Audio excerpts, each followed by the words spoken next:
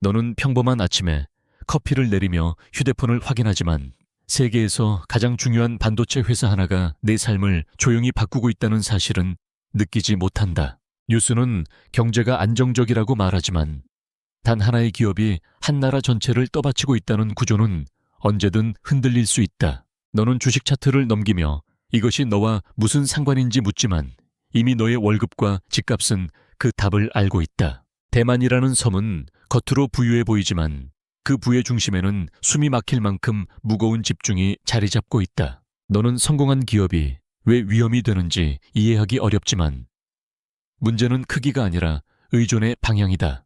한 회사가 너무 잘 되면 다른 선택지는 사라지고 그 순간부터 시스템은 유연성을 잃기 시작한다. 마치 한쪽 엔진만으로 날아가는 비행기처럼 겉으로는 안정적이지만 작은 고장도 치명적일 수 있다. 너는 아직 위기가 아니라고 생각하지만 위기는 늘 사람들이 가장 안심할 때 자라난다. 대만 사람들은 이 회사를 나라를 지키는 산이라 불렀지만 사는 때로 마을을 덮치는 그림자가 된다. 너는 높은 연봉과 기술력을 떠올리지만 그 이면에서 다른 산업들이 조용히 숨을 잃고 있다. 같은 학교를 나온 두 사람이 전혀 다른 삶을 사는 이유는 개인의 능력보다 구조에 가깝다. 한쪽으로 몰린 보상은 비교를 낳고 비교는 사회 전체의 온도를 서서히 낮춘다. 너는 아직 숫자를 보지 않았지만 출산과 결혼 같은 개인의 선택이 이미 경제와 연결되어 있다. 집을 사기 위해 평생을 계산해야 하는 순간 미래는 계획이 아니라 부담이 된다.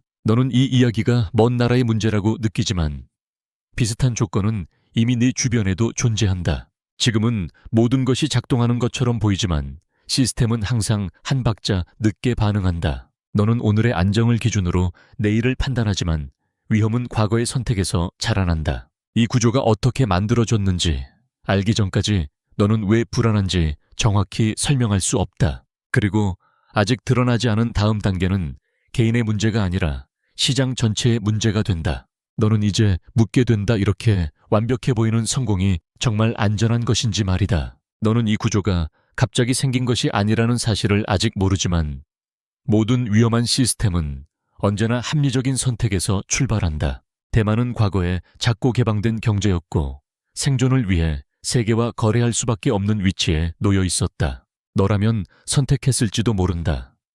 기술 하나에 집중해 세계가 필요로 하는 무언가를 만들어내는 전략을 말이다. 당시 반도체는 눈에 띄지 않았지만 모든 산업의 안쪽으로 천천히 스며드는 조용한 핵심이었다. 너는 이 시점에서 위험을 느끼기 어렵지만 성공은 늘 반복을 요구하고 반복은 의존을 키운다. 한 번 잘 작동한 선택은 두 번, 세 번 반복되며 다른 가능성을 밀어내기 시작한다. 마치 잘 열린 문 하나가 다른 문들을 모두 잠가버리는 것처럼 선택지는 점점 줄어든다. 너는 아직 이 회사 이름을 크게 의식하지 않지만 시장은 이미 그 이름을 기준으로 움직이기 시작했다. 투자자들은 효율을 사랑하고 효율은 규모를 낳으며 규모는 한 방향으로의 집중을 강화한다. 이 과정은 느리고 합리적으로 보이기 때문에 누구도 중간에 멈추자고 말하지 않는다. 너는 과거의 결정이 오늘의 안전을 만들었다고 믿지만 동시에 내일의 취약성도 함께 만들었다. 반도체 공장은 일자리를 제공했고 높은 임금은 재능 있는 사람들을 끌어당겼다. 그 순간부터 다른 산업은 같은 질문을 받기 시작한다. 왜 더 적게 주는 곳을 선택하느냐고. 너는 이것이 개인의 합리적 선택이라고 생각하지만 집단적으로 보면 균형이 무너진다. 인재가 한쪽으로 흐르면 남은 곳은 천천히 비어가고 속도는 점점 빨라진다. 이 흐름은 통계로는 성공처럼 보이지만 거리의 분위기는 다르게 변한다. 너는 아직 숫자 뒤의 표정을 보지 않았지만 불안은 소음보다 먼저 번진다. 경제는 심리 위에 서 있고 심리는 비교 위에서 흔들린다. 이때부터 문제는 회사의 실적이 아니라 사회가 감당해야 할 압력으로 이동한다. 그리고 다음 단계에서는 이 압력이 어디로 흘러가는지 직접 보게 된다.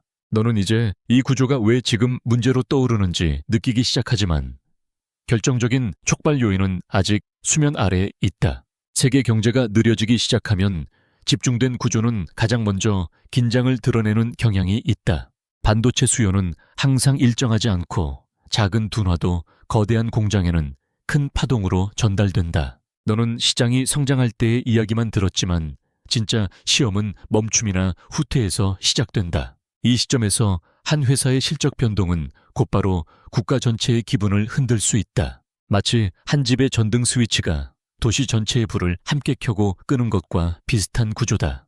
너는 아직 주가가 오르내리는 장면만 떠올리지만 문제는 그 다음에 따라오는 반응이다. 투자자들은 위험을 감지하면 천천히 물러나고 그 움직임은 숫자보다 심리에서 먼저 나타난다.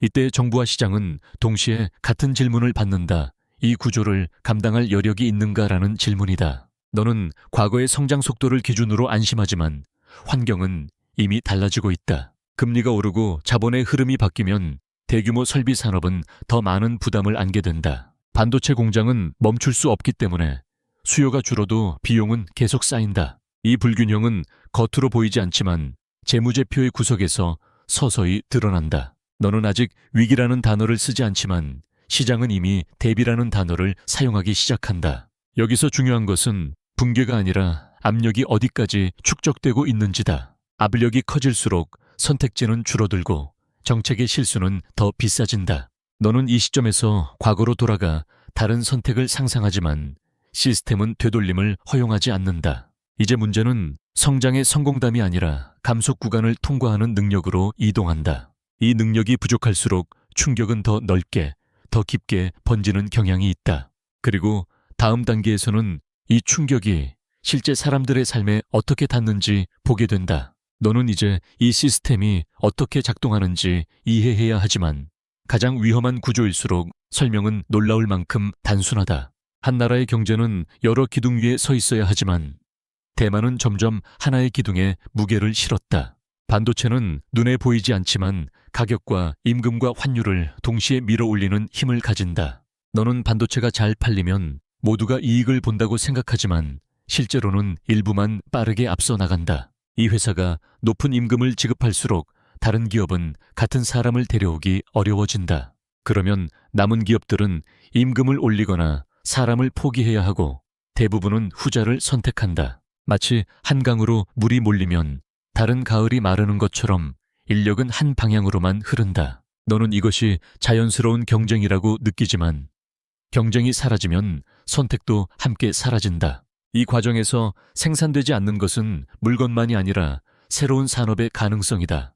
경제의 다양성이 줄어들수록 충격을 흡수할 완충 장치는 약해진다. 여기서 환율이라는 보이지 않는 장치가 조용히 작동하기 시작한다. 반도체 수출이 늘어나면 통화 가치는 오르고 이는 다른 수출품의 가격 경쟁력을 약화시킨다. 너는 수치로는 부유해진 것처럼 보이지만 동시에 스스로 발목을 잡고 있는 셈이다. 이 현상은 과거 다른 나라에서도 반복되었고 항상 비슷한 결과로 이어졌다. 갑작스러운 몰락이 아니라 서서히 다른 산업이 숨을 잃는 방식이다. 너는 이 시점에서 아직 위기를 체감하지 못하지만 경제의 균형추는 이미 기울어 있다. 균형이 무너진 경제는 작은 충격에도 과도하게 반응하는 경향이 있다. 그리고 그 충격은 가장 먼저 준비되지 않은 사람들에게 전달된다. 이 구조가 유지되는 한 개인의 노력은 점점 더 구조의 한계에 부딪힌다. 다음 단계에서는 이 메커니즘이 어떻게 일상과 직접 충돌하는지 보게 된다. 너는 이제 이 메커니즘이 멈추지 않을 때 어떤 연쇄 반응이 시작되는지 보게 되며 그것은 숫자가 아니라 사람의 움직임으로 나타난다. 수요가 약해지면 기업은 먼저 투자를 늦추고 그 다음에는 고용 계획을 조용히 접는다. 겉으로는 아무 일도 없는 것처럼 보이지만 내부에서는 비용을 줄이기 위한 계산이 빠르게 돌아간다. 이때 금융시장은 아직 붕괴를 말하지 않지만 위험 프리미엄은 조금씩 높아진다. 너는 이 변화를 체감하지 못하지만 자금은 가장 민감한 신호에 먼저 반응한다. 대출 조건은 서서히 까다로워지고 새로운 프로젝트는 승인 문턱에서 멈춘다. 마치 물이 빠지기 전 바다가 잠시 더 고요해지는 것처럼 움직임은 일시적으로 멈춘다. 이 고요함 속에서 가장 취약한 기업들이 먼저 흔들리기 시작한다. 너는 뉴스에 나오지 않는 작은 업체들의 이름이 하나씩 사라지는 것을 보지 못한다. 하지만 그 빈자리는 곧 실업과 지역 경기 둔화로 채워진다. 이 과정에서 자산 가격은 아직 버티는 듯 보이지만 거래량은 이미 줄어든다. 거래가 줄어든 시장은 충격을 흡수하지 못하고 작은 매도에도 크게 흔들린다. 너는 이것이 일시적 조정이라고 믿고 싶지만 구조적 문제는 회복 속도를 늦춘다. 금융기관들은 위험 노출을 점검하며 서로를 더 경계하기 시작한다. 신뢰가 줄어들면 자금은 더 짧게 머물고 순환은 점점 빨라진다. 이 빠른 순환은 안정이 아니라 불안을 증폭시키는 방향으로 작동한다. 너는 아직 공황을 보지 못하지만 시스템은 이미 긴장 상태에 들어섰다. 이 단계에서 작은 외부 충격은 예상보다 큰 파장을 만들 수 있다. 그래서 시장은 결과보다 신호에 더 민감해지고 해석은 점점 비관적으로 변한다. 다음 단계에서는 이 연쇄가 개인의 재정에 어떻게 닿는지 구체적으로 드러난다. 너는 이제 이 거대한 구조가 결국 개인의 삶으로 흘러 들어오는 순간을 보게 되며 그 경로는 생각보다 짧고 직접적이다. 먼저 느껴지는 변화는 월급이 아니라 선택지가 줄어드는 느낌으로 다가온다. 직장을 옮기기 어려워지고 협상력은 약해지며 불안은 말보다 먼저 몸에 남는다. 너는 아직 해고 통지를 받지 않았지만 주변의 채용 공고가 사라지는 것을 본다. 이때부터 사람들은 현재를 붙잡고 미래를 미루는 선택을 하기 시작한다. 집을 사려던 계획은 보류되고 결혼과 출산은 나중이라는 말로 정리된다. 이 결정들은 개인의 성향이 아니라 환경이 강요한 결과에 가깝다. 마치 땅이 서서히 기울어 걷는 방향이 바뀌는 것처럼 삶의 궤도도 조정된다. 자산을 가진 사람은 버티는 데 집중하고 자산이 없는 사람은 따라잡기를 포기한다. 너는 이 격차가 갑자기 생긴 것이 아니라 오랜 시간 누적된 결과임을 느낀다. 지역 경제는 조용히 식어가고 서비스업부터 온도가 내려간다. 카페와 상점의 불이 일찍 꺼지면 사람들은 이유를 설명하지 않아도 안다. 이 과정에서 부동산 가격은 엇갈린 신호를 보내며 불확실성을 키운다. 일부 지역은 여전히 오르지만 거래는 줄고 체감은 차갑다. 너는 숫자보다 분위기를 더 믿게 되고 소비는 점점 방어적으로 변한다. 방어적인 소비는 다시 기업의 매출을 누르고 순환은 한 단계 더 내려간다. 이렇게 개인의 선택처럼 보이는 행동들이 모여 그것이 지표를 움직인다. 너는 뉴스에서 통계를 보지만 실제 변화는 일상의 속도로 스며든다. 이 시점에서 사람들은 아직 위기를 부정하며 곧 나아질 것이라 말한다. 하지만 다음 단계에서는 부정이 왜 가장 위험한 신호인지 드러나기 시작한다. 너는 이제 무엇을 봐야 하는지 묻기 시작하며 위기는 선언이 아니라 신호의 조합으로 다가온다는 사실을 이해하게 된다. 첫 번째 신호는 속도이며 좋은 뉴스보다 나쁜 뉴스에 시장이 더 빠르게 반응하기 시작한다.